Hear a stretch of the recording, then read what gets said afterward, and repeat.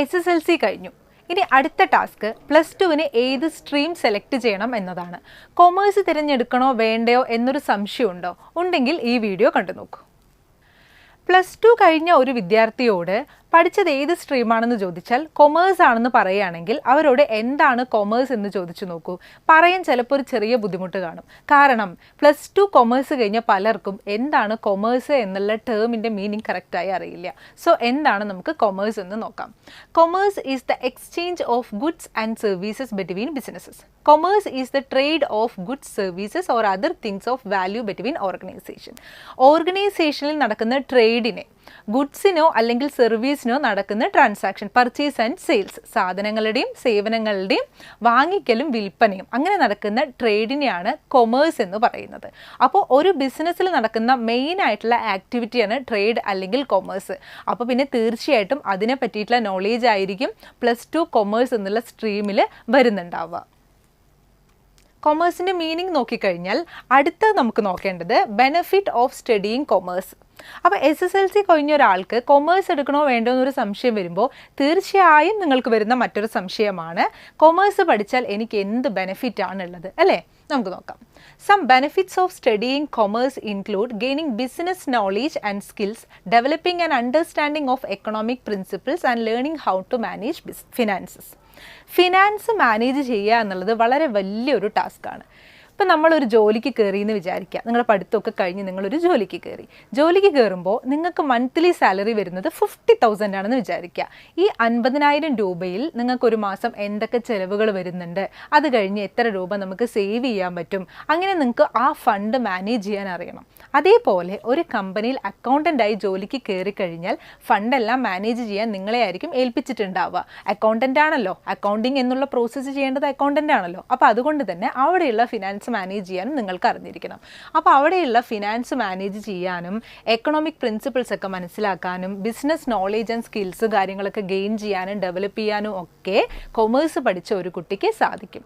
അതാണ് കൊമേഴ്സ് എന്നുള്ള സ്ട്രീം നിങ്ങൾ തിരഞ്ഞെടുത്ത് പഠിച്ചു കഴിഞ്ഞാൽ നിങ്ങൾക്ക് ഉണ്ടാവുന്ന ആദ്യത്തെ ബെനിഫിറ്റ്. ഇനി നമുക്ക് കൊമേഴ്സ് പഠിച്ചത് കൊണ്ട് ഉള്ള മറ്റൊരു ബെനിഫിറ്റ് നോക്കാം. Commerce education provides students with the practical skills and knowledge related to finance, accounting, business management and marketing, which are essential for starting and running a successful business. ഈ +2 commerce ഒക്കെ എടുത്തതിന് ശേഷം ഡിഗ്രിയും PGയും ഒക്കെ കഴിഞ്ഞതിന് ശേഷം നിങ്ങളൊരു ബിസിനസ് തുടങ്ങാൻ പോവുകയാണെന്ന് വിചാരിക്കുക. അപ്പോൾ നിങ്ങൾക്ക് ആ ബിസിനസ്സിലുള്ള ഫണ്ട് മാനേജ് ചെയ്യാൻ മറ്റൊരാളെ ഏൽപ്പിക്കേണ്ട കാര്യമില്ല. കാരണം നിങ്ങൾ പഠിച്ച സ്ട്രീം ഏതാ? കൊമേഴ്സ് ആണ്. സോ നിങ്ങളുടെ ബിസിനസ്സിലേക്ക് ഇൻവെസ്റ്റ് ചെയ്ത എമൗണ്ടിൻ്റെ ആ ക്യാഷിൻ്റെ ബാങ്ക് വഴിയാണെങ്കിലും ക്യാഷ് ഇൻ ഹാൻഡ് ആണെങ്കിലും ഇൻഫ്ലോയും ഔട്ട്ഫ്ലോ ഒക്കെ മാനേജ് ചെയ്യാൻ നിങ്ങൾ തന്നെ മതി, അല്ലേ?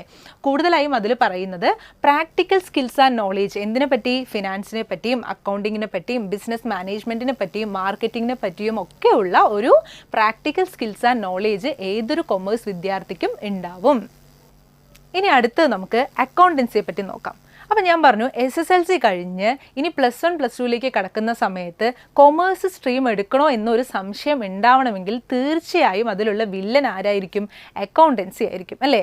അക്കൗണ്ടൻസി ഭയങ്കര ടഫാണെന്നാണ് എല്ലാവരുടെയും ഒരു ധാരണയല്ല തെറ്റിദ്ധാരണ. എന്തുകൊണ്ടാണ് അങ്ങനെ നിങ്ങൾ തെറ്റിദ്ധരിക്കുന്നത്? അയ്യോ എനിക്ക് മാത്സ് ഭയങ്കര ടഫാണ് എന്നാണ് നിങ്ങൾ വിചാരിക്കുന്നത്. മാത്സും അക്കൗണ്ടൻസിയും രണ്ടാണ്. ഓക്കെ, അക്കൗണ്ടൻസിയിൽ വരുന്ന കണക്കുകളും മാത്സിൽ വരുന്ന ഫോർമുലാസ് ആൻഡ് കണക്കുകളും ഒക്കെ രണ്ടും ഡിഫറെൻ്റ് ആണ്. അക്കൗണ്ടൻസി എന്ന് പറയുന്നത് ആക്ച്വലി വളരെ ത്രില്ലിംഗ് ആയിട്ടുള്ള ഒരു സബ്ജക്റ്റാണ്. ആദ്യം തന്നെ എന്താണ് അക്കൗണ്ടൻസിയിൽ വരുന്നത് എന്ന് നോക്കാം. Accountancy is the practice of recording, allocating and outlining trade transactions for a business. It provides an assessment of management concerning the financial outcomes and ranking of an establishment. A few accountancy tasks include recording, classification and reporting of a transaction. അതായത് ആദ്യം തന്നെ accountancy എന്താ എന്ന് മനസ്സിലാക്കുന്നതിന് മുന്നേ transaction എന്താ എന്ന് നിങ്ങൾ മനസ്സിലാക്കണം. ഇപ്പോൾ നിങ്ങളൊരു ബിസിനസ് തുടങ്ങി എന്ന് വിചാരിക്കുക. ഒരുപാട് ബിസിനസ്സുകൾ ഉണ്ടല്ലേ. നിങ്ങൾക്കൊരു മെഡിക്കൽ ഷോപ്പ് തുടങ്ങാം, ഒരു സ്കൂൾ തുടങ്ങാം, ഒരു ഫർണിച്ചർ ഷോപ്പ് തുടങ്ങാം, ഒരു കോളേജ് തുടങ്ങാം, ഒരു സ്റ്റുഡിയോ തുടങ്ങാം, ബ്യൂട്ടി പാർലർ തുടങ്ങാം, റെസ്റ്റോറൻറ്റ് തുടങ്ങാം. ഇതിൽ ഏത് വേണമെങ്കിൽ നിങ്ങൾക്ക് തുടങ്ങാം. നിങ്ങളിപ്പോൾ ഏതാ തുടങ്ങിയത്? റെസ്റ്റോറൻ്റ് ആണ്, അല്ലേ? അതല്ലേ മനസ്സിൽ വിചാരിച്ചത്? ഒരു റെസ്റ്റോറൻ്റ് ആണ് നിങ്ങൾ തുടങ്ങിയതെന്ന് വിചാരിക്കുക. അപ്പോൾ ഇപ്പോൾ ഈ നിമിഷം മുതൽ നിങ്ങളൊരു റെസ്റ്റോറൻറ്റിൻ്റെ ഓണറാണ്. അങ്ങനെ ഇരിക്കെ നിങ്ങളുടെ റെസ്റ്റോറൻറ്റിൽ വരുന്ന ട്രാൻസാക്ഷൻസ് അഥവാ ഇടപാടുകൾ എന്തൊക്കെയാണെന്ന് നോക്കൂ. നിങ്ങൾ ആദ്യം തന്നെ ബിസിനസ് സ്റ്റാർട്ട് ചെയ്തു. എത്ര ലക്ഷം രൂപയ്ക്കാണ് ബിസിനസ് സ്റ്റാർട്ട് ചെയ്തത് എന്നത് നിങ്ങൾ മനസ്സിൽ കരുതുക. അതിനുശേഷം നിങ്ങൾ ഒരു ബിൽഡിംഗ് പർച്ചേസ് ചെയ്യുന്നു, റെൻറ്റിനാണെങ്കിൽ റെൻറ്റിന് എടുക്കുന്നു. അതിനുശേഷം ഒരുപാട് എക്സ്പെൻസസ് വരും. നിങ്ങൾക്ക് സാലറി കൊടുക്കണം സ്റ്റാഫിന്, അതേപോലെ അഡ്വർടൈസ്മെൻറ്റ് എക്സ്പെൻസസ് വരും, ഒരുപാട് എക്സ്പെൻസ് വരും. അതേപോലെ ഇൻകം, സാധനങ്ങൾ പർച്ചേസ് ചെയ്യുന്നതിൻ്റെ ഒപ്പം തന്നെ നമുക്ക് സെയിൽസിലൂടെ റവന്യൂ കിട്ടും. ഒരുപാട് ട്രാൻസാക്ഷൻസ് ആ ബിസിനസ്സിൽ നടക്കും. ഈ ട്രാൻസാക്ഷൻസ് ഒക്കെ നടക്കുന്ന സമയത്ത് ക്യാഷ് നമ്മൾ ആദ്യമായി ഇൻവെസ്റ്റ് ചെയ്ത ക്യാപിറ്റലിൽ നിന്നും പോവുകയും ചെയ്യും. അതിനനുസരിച്ച് നമുക്ക് റവന്യൂ വരികയും ചെയ്യും. ഈ വന്ന ക്യാഷും പോയ കാശും നമ്മൾ എവിടെയും എഴുതി വെച്ചിട്ടില്ലെങ്കിൽ ഇയർ എൻഡിങ്ങിൽ നമുക്കുണ്ടായത് ലാഭമാണോ നഷ്ടമാണോ എന്നറിയാൻ പറ്റുമോ? ഒരിക്കലും പറ്റില്ല. അപ്പം നമുക്ക് വന്ന ക്യാഷും പോയ ക്യാഷിൻ്റെയും ഒരു കണക്ക് നമുക്ക് റെക്കോർഡ് ചെയ്ത് വെക്കണം. ഇപ്പം മാനുവലി റെക്കോർഡ് ചെയ്യുന്ന ആളുകളുമുണ്ട്. ഇപ്പോൾ കൂടുതലും കമ്പ്യൂട്ടറൈസ്ഡ് ആയിട്ടാണ് നമ്മൾ റെക്കോർഡ് ചെയ്യുന്നത് അല്ലേ? അങ്ങനെ റെക്കോർഡ് ചെയ്യുന്ന ഒരു പ്രോസസ്സിനെയാണ് അക്കൗണ്ടിങ് എന്ന് പറയുന്നത്. ഇത് റെക്കോർഡ് ചെയ്യുന്ന ആളെയാണ് അക്കൗണ്ടൻറ്റ് എന്ന് പറയുന്നത്. ഇതിൻ്റെ തിയറിറ്റിക്കൽ വേർഷനാണ് അക്കൗണ്ടൻസി എന്ന് പറയുന്നത്. അപ്പോൾ ഒരു അക്കൗണ്ടൻറ്റ് എങ്ങനെയാണ് അക്കൗണ്ടിങ് ചെയ്യുന്നത്? ആദ്യം ജേണൽ എൻട്രി എഴുതണം, ദെൻ ലെഡ്ജർ അക്കൗണ്ട് കണക്കാക്കണം, ട്രയൽ ബാലൻസ് പ്രിപ്പയർ ചെയ്യണം, അതിൽ നിന്നും നമ്മുടെ ഫിനാൻഷ്യൽ സ്റ്റേറ്റ്മെൻറ്റുകളായിട്ടുള്ള trading and profit and loss അക്കൗണ്ടും ബാലൻസ് ഷീറ്റും ഒക്കെ പ്രിപ്പയർ ചെയ്യണം. ഇതൊക്കെ കേൾക്കുമ്പോൾ ഭയങ്കര നിങ്ങൾക്കൊരു ടഫായിട്ട് തോന്നുമെങ്കിലും ചെയ്തു വരുമ്പോൾ, അതായത് ബേസ് തൊട്ട് നമുക്ക് മനസ്സിലാക്കി വന്നു കഴിഞ്ഞാൽ വളരെ എളുപ്പമുള്ളൊരു സബ്ജക്റ്റാണ് അക്കൗണ്ടൻസി. ഇനി നമുക്ക് അക്കൗണ്ടൻസിയിൽ തന്നെ വരുന്ന ചില സബ്ജക്റ്റുകളെ പറ്റി നോക്കാം. The main branches of accounting are financial accounting, cost accounting, auditing, managerial accounting, accounting information systems, tax accounting, forensic accounting, fiduciary accounting, fund accounting and government accounting. ഒരുപാട് അക്കൗണ്ടൻസിയിലുള്ള സബ്ജക്റ്റുകളെ പറ്റിയാണ് ഇപ്പം നമ്മൾ പറഞ്ഞത്. +1 +2 നിങ്ങൾക്ക് ഇതിൻ്റെയൊക്കെ ചില ബേസുകൾ മാത്രമേ വരുന്നുള്ളൂ.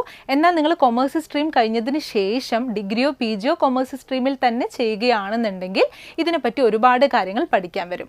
മാത്രമല്ല ഇത് പഠിക്കുന്നത് കൊണ്ടുള്ള ഗുണം ഈ ഓരോ സെക്ഷനിലും ജോലി സാധ്യതകൾ എത്രത്തോളമാണുള്ളതെന്ന് നിങ്ങൾ മനസ്സിലാക്കണം. ഈ പറഞ്ഞ കോസ്റ്റ് അക്കൗണ്ടിങ്ങിലും ഓഡിറ്റിങ്ങിലും മാനേജറിയൽ അക്കൗണ്ടിങ്ങിലും അതേപോലെ തന്നെ ഫോറൻസിക് അക്കൗണ്ടിങ്ങിലും ഒക്കെ ഒരുപാട് ജോലി സാധ്യതകളാണ് വരുന്നത്. ഇനി സ്കോപ്പ് ഓഫ് കൊമേഴ്സ് ആഫ്റ്റർ +2. +2ൽ കൊമേഴ്സ് എടുത്തു, ഇനി അതിനുശേഷം ഉള്ള സ്കോപ്പ് എന്താണെന്ന് ചോദിക്കുകയാണെങ്കിൽ there are numerous career options that you can pursue after studying commerce in class 12th and some of the best courses are economic, management, banking, finance, chartered accountancy etcetera.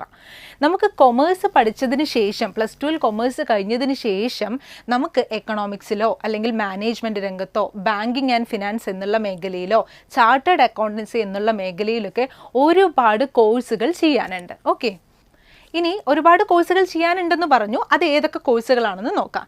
Bachelor of commerce, chartered accountancy, bachelor of arts in economics, cost and management accountant, company secretary, certified financial planner, bachelor of banking and insurance.